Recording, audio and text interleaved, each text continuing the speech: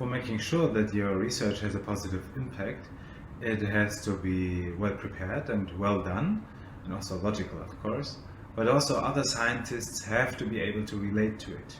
And the mouse is the species most frequently used in research. I talk quite openly to friends, family, and also, for example, at parties about it.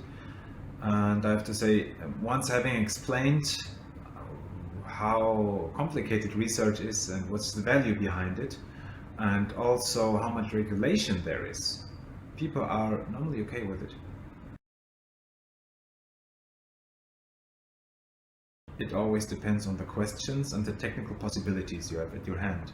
I could use other species than mice, but mice are very closely related to humans, and also we have all the training and the facilities here for providing good care for them.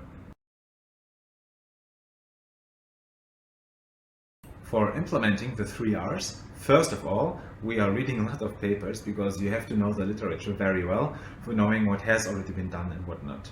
Secondly, we are running a lot of experiments in cell culture dishes, and what cannot be simulated outside of the living being, we are using a minimum of mice while providing meaningful data at the same time. You always have to make a balance.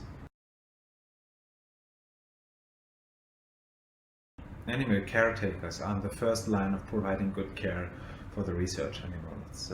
Yet I wish that there would be more veterinarians in the labs, since they have their own perspective of health and caretaking for the research animals. And I think it's always good to have several people working together for one issue. Scientists need a permission by the state and a proof of training beforehand when they want to run an animal experiment. And this ensures a good level of quality already.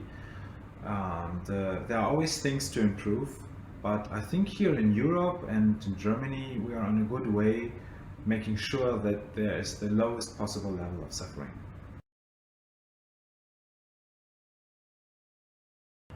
After their time in research, normally with their PhD or the thesis, only few veterinarians are staying in science.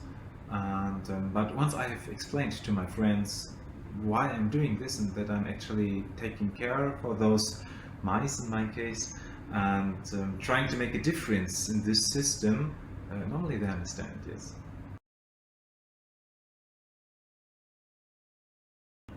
I'm talking about those things because I think it's very important that people know what's going on in a research lab and how many scientists are actually taking care of their research animals that they are using.